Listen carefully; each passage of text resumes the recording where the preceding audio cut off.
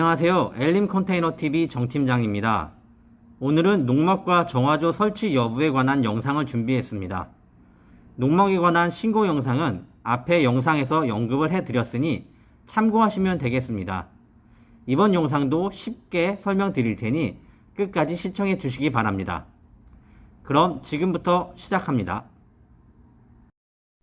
예전 농지법에서는 농기구 보관 정도로만 농막을 사용할 수 있도록 규정되어 있었습니다. 2012년 12월 이전에 농지업무편람에서는 농막의 전기 수도 가스의 인입 사용을 금지한 명문이 있었으나 동년 11월 1일자 이후로 이 제한은 삭제되어 현재는 농막에 전기 수도 가스를 허용하고 있습니다.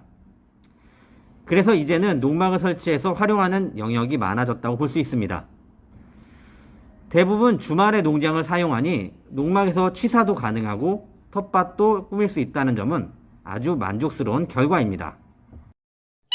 하지만 보통 당일치기로 사용하는 게 아니다 보니 화장실에 대한 불편함이 생길 수밖에 없습니다. 이동식 화장실을 구매하셔서 외부에 놓고 사용하시는 경우도 있는데 비용과 오수 처리 그리고 냄새까지 불편한 상황이 생깁니다. 이에 불법으로 정화조를 설치하여 사용하는 경우도 있는데 여기서 민원이 문제죠. 민원에 의해 신고되면 강제 철거, 원상복구, 벌금 등의 문제가 발생됩니다. 이렇게 불편한 문제가 생기다 보니 여러 사람들은 민원을 제기하게 됩니다. 이러한 이의제기와 많은 민원 사항으로 인하여 2016년 3월 규제가 완화되었습니다.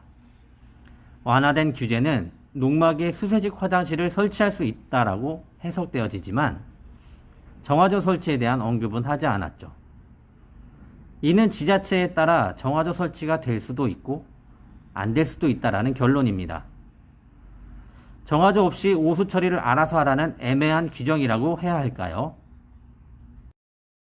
실제 정화조에 대한 관할청에 질의를 해보신 분이 있는데 농지법상 농막 정화조 설치에 대한 제한 규정이 없다고 하였고 다른 관련 부서와 협의 중이라고 하는 답변뿐이었습니다. 협의 중이라고 한 국토교통부와 환경부에도 별도로 규정한 법이 없다고 공식적인 답변을 받은 사례도 있습니다. 결과론적으로 보면 정화조 설치가 가능하다라는 법도 불가능하다라는 법도 없습니다. 이에 정화조 설치에 대한 처벌 기준도 없다는 겁니다. 최근 2021년 7월 하수도법 개정에 의하면 자치단체의 신고 수리를 임의규정, 즉 재량행위가 아닌 의무사항으로 신설했습니다. 신고를 하면 거절을 할 수 없는 상황이 된 겁니다. 또한 환경부 고시에는 농막에 대한 오수 발생량 및 정화조 처리 대상 인원, 산정 기준이 새로 신설됐습니다. 이에 농막은 정화조를 설치할 수 있게 됐다라고 볼 수 있고 기준에 맞춰 정화조를 신고하고 설치하면 된다라고 생각이 됩니다. 하지만 주변을 살펴보면 아직까지 지자체마다 100% 받아지는 건 아닌 것으로 보입니다.